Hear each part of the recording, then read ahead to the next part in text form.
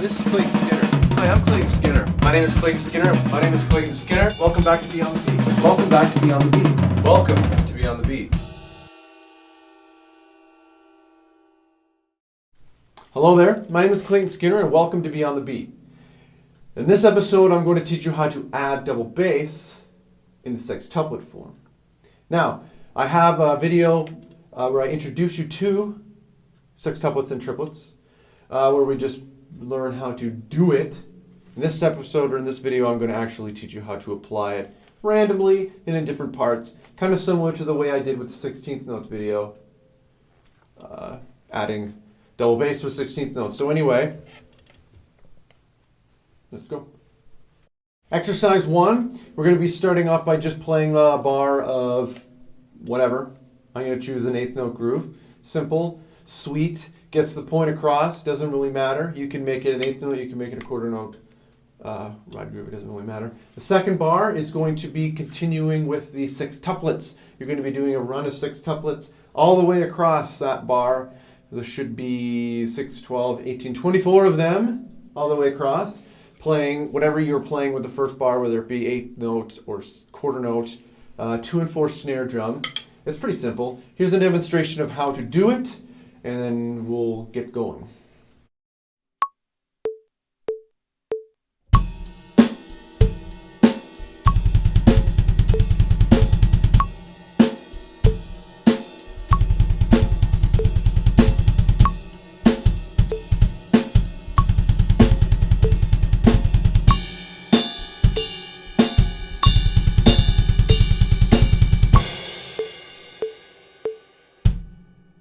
So, exercise 2, we're going to be playing the double bass pattern starting on 1, and it is going to end just before beat 2. You're going to do the same thing on beat 3, and it's going to end just before beat 4. Now, I don't really know a good way of counting sextuplets or 16th note triplets. I always just kind of listen to them. You can count them like 1 and. It doesn't really matter. I know how they sound, so I've never really thought of it that way. Typically, if you get this far, you should be able to hear it out anyway. Now, make sure you don't play the bass drum on 2. Make sure you don't play the bass drum on beat 4. You can do it if you want, but also learn how to finish before you hit the snare, because again, by doing that, you create kind of like a brrr kind of a sound, which a lot of the time can indicate that you're doing it right. So here's a demonstration of exercise 2. I'm going to be playing it as written. And again, make sure that you don't put the bass drum on beat 2. Right, left, right, left, right, left. Bam! Da-da-da-da-da-ba. Yes.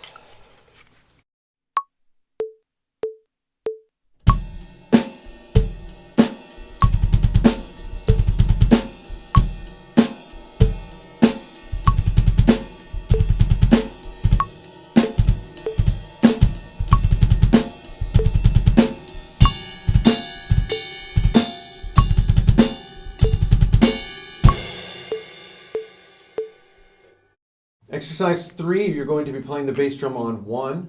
You're going to be playing the bass drum on 2 and then 3. And then you can repeat the same thing when you get to 4 and then finish it on 1. So this one covers the 2 to 3 and then the 4 to 1. The first bar, again, is just a simple whatever you want. Just if you choose to play an 8th note groove, play 8th notes with the sextuplets. If you choose to play quarter note groove, play quarter note grooves with the sextuplets. I'm not really going to point out the first bar because there's really no point, so I'm only going to explain the second bar. So here's a demonstration of exercise 3, played starting on 2 and ending on 3, and actually playing 3. So here's the demonstration.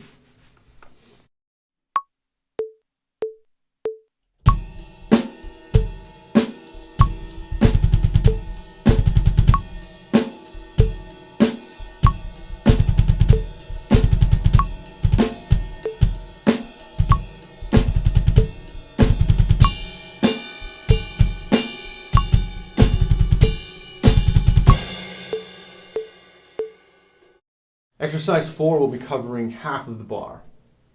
So it'll be like starting on beat 1, it'll go all the way to beat 3, and then you can do whatever you want after beat 3.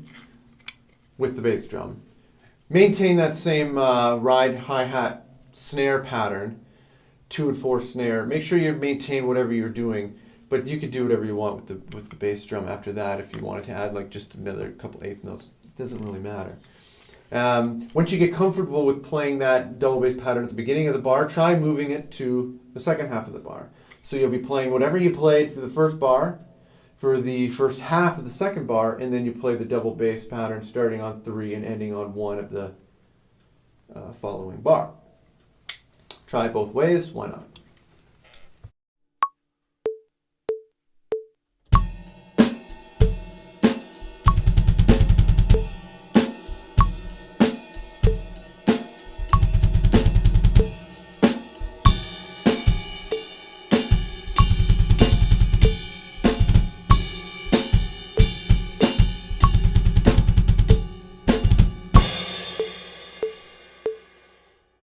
So number 5, we're going to be starting the double bass on one of the ands. We're going to be starting it on an eighth note. Rather than starting it on 1, 2, 3, and 4, we're going to start it on the and. We're going to start it on the and of 1, and then again we're going to start it on the and of 3. So the bass drum pattern will go 1, and then all the way till just before the and of 2. Then you'll start it on 3, and then it'll go all the way till just before the and of 4.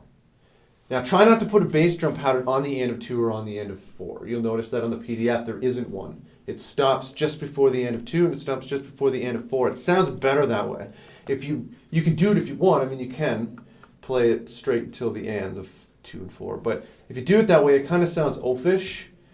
It kind of sounds like you're just boom, boom, boom with the bass drum.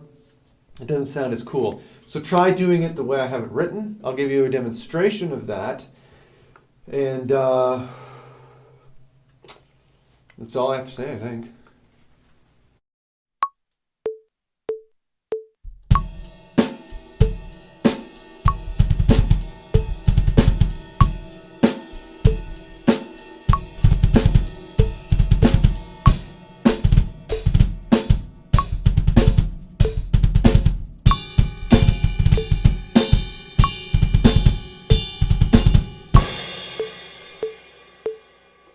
So there are other ways of playing the idea that is exercise 5.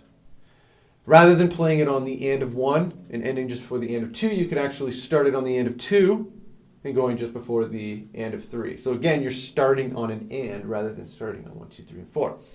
Now the thing is though, if you're going to start it on the and of 4 and then go to the just before the and of 1 of the next bar, you kind of have to throw away the beat to fill or the beat to double bass pattern method that we've been doing this whole PDF. You pretty much have to just play the second bar over and over and over again. Second bar being the double bass bar.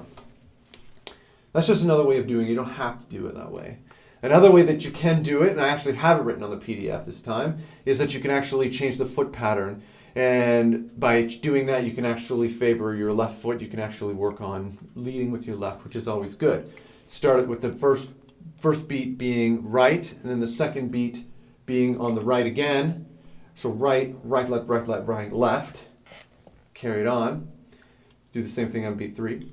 Or you could do it where you're playing right on beat 1 and then left on the and, right, left, right, left, right, left, right. Carry it on. You can do it one way for the first half and the other way for the second half. It doesn't really matter. I have it written out. I have them both written out, the 2 different foot patterns that you can do. Because again, practicing with your left foot strengthens your left foot, and which will make you better on double bass. Everybody wins. Or you win. Anyway, hope you enjoyed the video. You can get a hold of me through the contact section at ClaytonSkinner.com. You can get a hold of me on Facebook. You can get a hold of me on Twitter. You can get a hold of me right here on YouTube. So I hope you enjoyed this video. So anyway, share it, like it, love it. See you next time.